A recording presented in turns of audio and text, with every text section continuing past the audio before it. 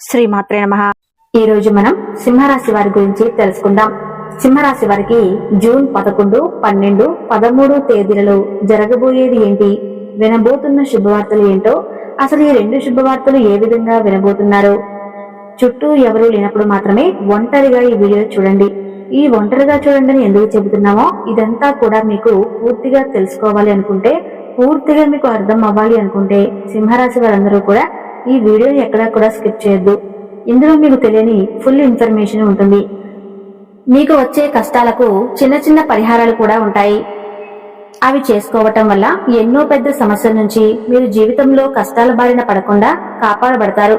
వీడియోని ఎక్కడా కూడా స్కిప్ చేయకుండా పూర్తిగా చూడండి. అప్పుడే మేము మీకు ఏం చెబుతున్నామో పూర్తిగా అర్థమవుతుంది. అలాగే జై శ్రీరామ్ అని చిన్న కామెంట్ చేయండి. సింహరాశి వారు చాలా ఉత్సాహవంతులు. వీరిలో ఎప్పుడూ ఏదో ఒక నూతన ఉత్సాహం కనిపిస్తూ ఉంటుంది. ఏ పని చేపట్టినా దాన్ని పూర్తి శక్తితో ఉత్సాహంతో చేస్తారు. వీరి ఉత్సాహం చుట్టూ ఉన్న వారికి కూడా స్ఫూర్తినిస్తుంది. వీరి సానుకూల శక్తి, ఆశావాద దృక్పథం వారిని ఎప్పుడూ చురుకుగా ఉంచుతాయి. అభిమానం, ఆప్యాయత సింహరాశి వారి నైజం. తమ కుటుంబ సభ్యులు, స్నేహితుల పట్ల వీరికి అమితమైన ప్రేమ, అభిమానం ఉంటాయి. వారి సుఖ సంతోషాల కోసం ఎంతటి త్యాగానికైనా సిద్ధపడతారు. సంబంధాలకు వీరు ఎక్కువ విలువ ఇస్తారు. తమ వారిని ఎప్పుడూ అట్టిపెట్టుకుని ఉంటారు. వీరి ఆప్యాయత, అభిమానం వారి సంబంధాలను మరింత బలోపేతం చేస్తాయి. ధైర్యం, సాహసం సింహరాశి వారి సహజ లక్షణాలు. ఎలాంటి భయాలకు లోను కాకుండా ధైర్యంగా ముందుకు సాగుతారు. సవాళ్లను స్వీకరించడానికి వెనుకాడరు. అన్యాయాన్ని ఎదుర్కోవటంలో కూడా వీరు ధైర్యాన్ని ప్రదర్శిస్తారు. వీరి సాహసోపేతమైన స్వభావం వారిని కొత్త మార్గాలను అన్వేషించడానికి, అసాధ్యం అనుకున్న వాటిని కూడా సాధించడానికి ప్రోత్సహిస్తుంది. సింహరాశి వారు ఆశావాదులు. జీవితం పట్ల వీరికి సానుకూల దృక్పథం ఉంటుంది. కష్టాలు ఎదురైనప్పుడు కూడా నిరాశ చెందరు. వాటిని అధిగమించడానికి ప్రయత్నిస్తారు. భవిష్యత్తు పట్ల వీరికి మంచి నమ్మకం ఉంటుంది. వీరి ఆశావాద దృక్పథం వారిని ఎప్పుడూ సంతోషంగా, ఉత్సాహంగా ఉంచుతుంది. నిజాయితీ, నిబద్ధత సింహరాశి వారి ముఖ్యమైన లక్షణాలు. వీరు తాము నమ్మిన విలువల పట్ల కట్టుబడి ఉంటారు. మాట ఇస్తే దాన్ని నిలబెట్టుకుంటారు. వీరి ప్రవర్తనలో పారదర్శకత ఉంటుంది. ఇతరుల నుండి కూడా అదే విధమైన నిజాయితీని ఆశిస్తారు. మోసం, అబద్ధం వంటి వాటిని వీరు సహించలేరు. వీరి నిబద్ధత, నిజాయితీ వారిని విశ్వసనీయమైన వ్యక్తులుగా నిలబడతాయి. సింహరాశి వారు చాలా అంటే చాలా అదృష్టవంతులు. సింహం అంటే అడవికి రాజు, అడవికి మృగరాజు. సింహరాశి వారు ఒక లీడర్షిప్ క్వాలిటీ అయితే మెయింటైన్ చేస్తూ ఉంటారు. అలాగే సింహరాశి వారు వాళ్ళు ఏ వృత్తిలోనైనా, ఎక్కడ ఉన్నా, చిన్న వ్యాపారం చేసుకునే వారికైనా కానివ్వండి, ఒక లీడర్షిప్ క్వాలిటీస్ అనేవి వారికి పుట్టుకతోనే వస్తాయి. దేన్నైనా కూడా తప్పు ఉంటే తప్పు అని చాలా ధైర్యంగా నిలదీస్తారు. అసలు వీరికి ధైర్యం పుట్టుకతోనే వస్తుందన్నమాట. ధైర్య లక్ష్మి అన్నట్లుగా ధైర్యం ఎక్కడ ఉంటుందో లక్ష్మీదేవి కూడా అక్కడే ఉంటుంది. కానీ వీరికి చిన్నప్పటి నుంచి కొన్ని డబ్బు సమస్యలతో ఇప్పటి వరకు ఎన్నో రకాల ఇబ్బందులు పడుతూ వచ్చారు. డబ్బు సమస్యలు అనేవి, అలాగే ఇక నుంచి వీరి భవిష్యత్తు ఏ విధంగా ఉండబోతుంది అని చెప్పి మనం ప్రశ్నించుకుంటే, గతంతో పోల్చుకుంటే ఇప్పటి నుంచి చాలా బెటర్ గా ఉండబోతుంది. ముఖ్యంగా ఈ సింహరాశి వాళ్ళు వృత్తిపరంగా కానీ, ఉద్యోగ పరంగా కానీ, వ్యాపారం చేసే వాళ్ళైనా, చిన్న చిన్న వ్యాపారం చేసే వాళ్ళైనా, పెద్ద వ్యాపారం చేసే వాళ్ళైనా, గవర్నమెంట్ జాబ్లు చేసే వాళ్ళైనా, ఏ వృత్తి వాళ్ళైనా కానీ వాళ్ళ యొక్క పని పట్ల వీరికి ఆర్థికంగా లాభాలు రాబోతున్నాయి. మొదటి శుభవార్త రాసి పెట్టుకోండి. ఎందుకంటే మీరు పెట్టుబడులు పెడతారు. వ్యాపారం అన్న తర్వాత పెట్టుబడులు పెట్టాలి. ఆ పెట్టుబడులు పెట్టే దగ్గర రూపాయి పెడితే 10 రూపాయలు అనేది మీకు ఇక్కడి నుంచి లాభం రాబోతుంది. ఖచ్చితంగా మీకు 10 రూపాయల లాభం అనేది వచ్చి తీరుతుంది. ఈ విషయాన్ని గుర్తు పెట్టుకోండి. కాకపోతే చాలా జాగ్రత్త అవసరం. ఎందుకంటే ఎక్కడైతే వ్యాపారం బాగా జరుగుతుందో అక్కడ మోసం కూడా జరుగుతుంది. పార్ట్నర్షిప్ ఎక్కువగా నమ్మకండి. ముఖ్యంగా కొత్త భాగస్వామ్య వ్యాపారాలలో మరింత అప్రమత్తంగా ఉండాలి. అంటే అందరినీ నమ్మద్దు అని కాదు, కొంతమంది ఉంటారు కదా, వాళ్ళు ఎవరో కూడా మీకు తెలియదు. కొత్తగా పరిచయమైన వాళ్ళు కానీ, పక్కనుండే వాళ్ళు, వాళ్ళ మెంటాలిటీ ఏంటి, వాళ్ళ మనస్తత్వం ఏంటి, వాళ్ళతో ఏ విధంగా ఉండాలి, ఎంతవరకు ఉండాలి, ఇవన్నీ కూడా ఆచితూచి జాగ్రత్తగా అడుగులు వేసుకుంటే మాత్రం మీకు ఇది యోగ కాలం. అంటే కలిసి వచ్చే కాలం. కష్టపడి కృషి చేసి ప్రతి ఒక్కరూ కూడా సంపాదిస్తారు. కానీ అదృష్ట కాలం అనేది ఒకటి ఉంటుంది. అదృష్ట కాలంలోనే మనకి ధనం అనేది కలిసి వస్తుంది. కాబట్టి ఈ అదృష్ట కాలాన్ని దయచేసి అస్సలు వదులుకోవద్దు. ఈ విషయాన్ని గుర్తుంచుకోండి. వృత్తి, వ్యాపార, ఉద్యోగ, బిజినెస్ చేసే వాళ్ళందరికీ కూడా ఇది యోగ కాలం అని చెప్పవచ్చు. మీకు రూపాయి దగ్గర 10 రూపాయలు కలిసి వస్తుంది. ఉద్యోగస్తులకైతే ప్రమోషన్స్ వస్తాయి, శాలరీలు పెరుగుతాయి. ఉద్యోగం లేని వారు ఉద్యోగం కోసం గట్టిగా ప్రయత్నాలు చేయండి. ఎందుకంటే మీకు ఉద్యోగం వచ్చి మీకు ధన ద్వారాలు అనేవి తెరుచుకోబోతున్నాయి. ఇప్పుడు ఈ 3 రోజులలో డబ్బు బాగా స్థిరంగా ఉంటుంది. మీ మీద మీకు చాలా అంటే చాలా అవకాశం ఉంటుంది. యోగ కాలమే సంపాదించుకునే కాలం. మీకు ఖచ్చితంగా మీరు గట్టి ప్రయత్నం చేస్తే మీరు ధనం కూడా పొదుపు చేసుకునేది ఈ కాలంలోనే అన్న విషయాన్ని గుర్తు చేసుకోండి. మీ పర్సనల్ విషయానికి వస్తే పర్సనల్ ఎవరితో చెప్పుకోవద్దు. మీ యొక్క బలం ఏంటి, మీ యొక్క బలహీనత ఏంటి ఎవరితో కూడా చెప్పుకోవద్దు. ఇంటి గుట్టు బయటకు రానివ్వద్దు. ఎందుకంటే ఇప్పుడు మనం ఎవరితోనైనా కానీ మన బాధను చెప్పుకుంటే మన ఎదురుగా ఓదారుస్తారు. ఇప్పుడు భార్య భర్తలు ఇద్దరు గొడవ పెట్టుకుని స్నేహితుడే కదా అని చెప్పి వారితో చెప్తాం, కానీ ఆ గొడవ ఇంకాస్త రెట్టింపు అవుతుంది. అలాగే బంధువులకి చుట్టుపక్కల వారికి చేరుతుంది. వాళ్ళు మీ గురించి చెడుగా మాట్లాడుకునే అవకాశాలు కూడా ఉన్నాయి. స్నేహితులే కదా సలహాలు ఇస్తారని చెప్పి మనం అనుకుంటాం, కానీ వీళ్ళిద్దరి మధ్య గొడవ అయిందట అనుకోండి, వాటికి అంతేగా ఉండాలి. ఎందుకంటే నాకు మొన్న 1000 రూపాయలు అడిగితే లేవన్నాడు అని చెప్పి మీ మీద అపోహలు వస్తాయి. మీ స్నేహితులే కదా అని చెప్పి ఎవరితో కూడా మీ పర్సనల్ విషయాలు షేర్ చేసుకోవద్దు. ఎవరిని కూడా గుడ్డిగా నమ్మితే మీ పని అంతే. మీ యొక్క బలం, మీ యొక్క బలహీనతలు చెప్పొద్దు. మీ వీక్నెస్ ను పట్టుకున్నారంటే మిమ్మల్ని లైఫ్ లో ఆడుకుంటారు.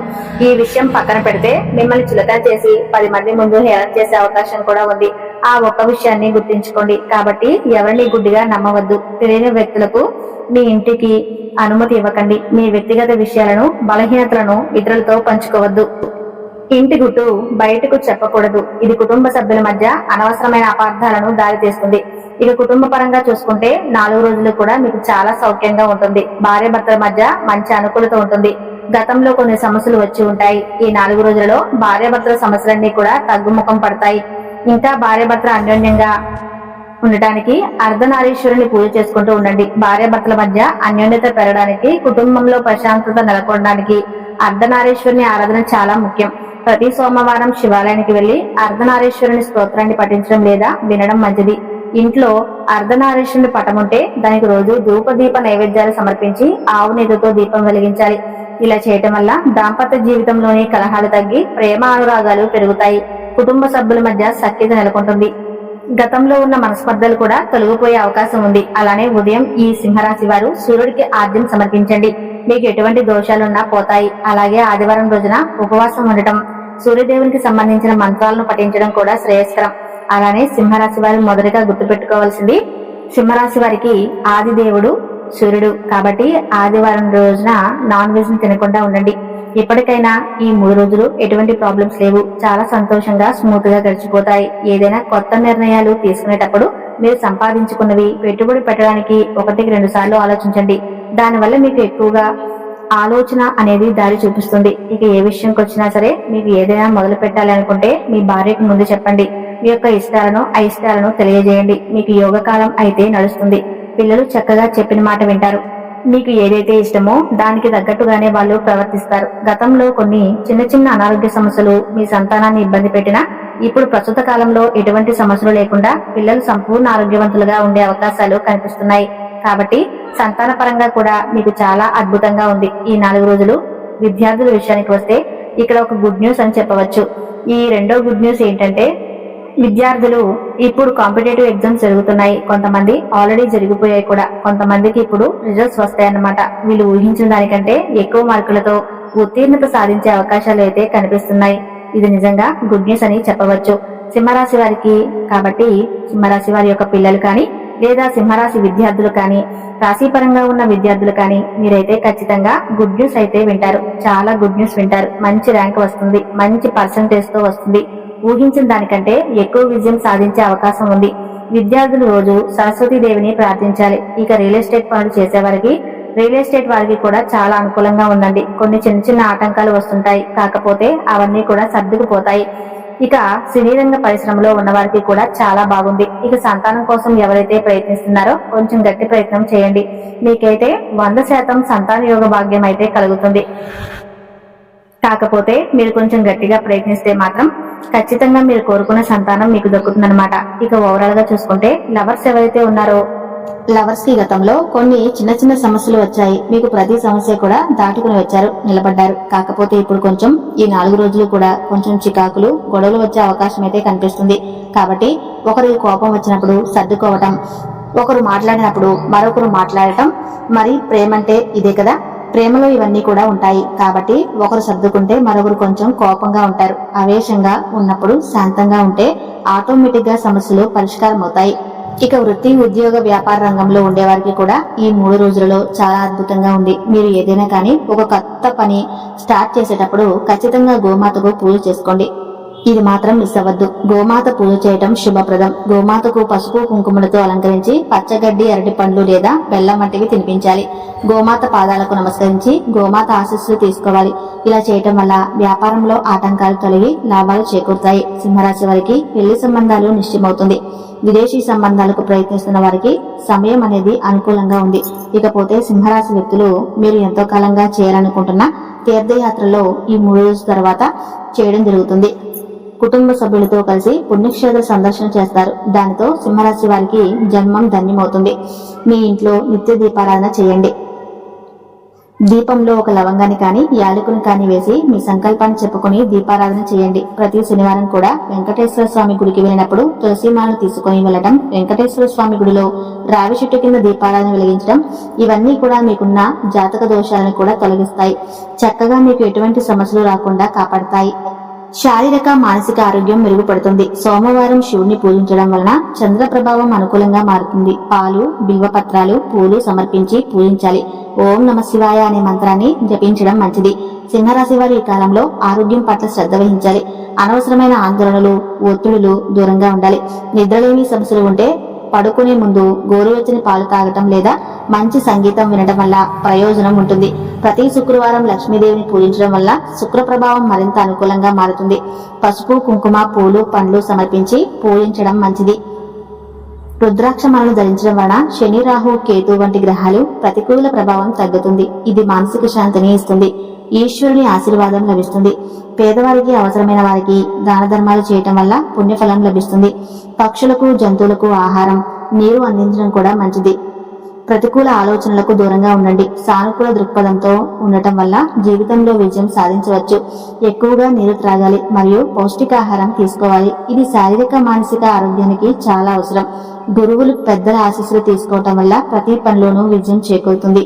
ఈ పరిహారాలన్నీ శ్రద్ధా భక్తులతో ఆచరించడం వల్ల సింహరాశి వారికి ఈ 3 రోజులు కాకుండా సంవత్సరం మొత్తం శుభప్రదంగా ఉంటాయి. అయితే పరిహారాలు కేవలం మార్గదర్శకాలు మాత్రమేనని, అంతిమంగా మన కర్మలో ప్రయత్నాలే మన భవిష్యత్తును నిర్దేశిస్తాయని గుర్తుంచుకోవాలి. సానుకూల దృక్పథంతో ధైర్యంగా ముందుకు సాగితే సింహరాశి వారి కాలంలో అద్భుతమైన విజయాలు సాధించగలరు. ఇక సింహరాశి వారి గురించి తెలుసుకున్నారు కదా. ఈ వీడియో కనుక నచ్చినట్లయితే తప్పకుండా లైక్ చేసి జై శ్రీరామ్ అని చిన్న కామెంట్ చేయండి.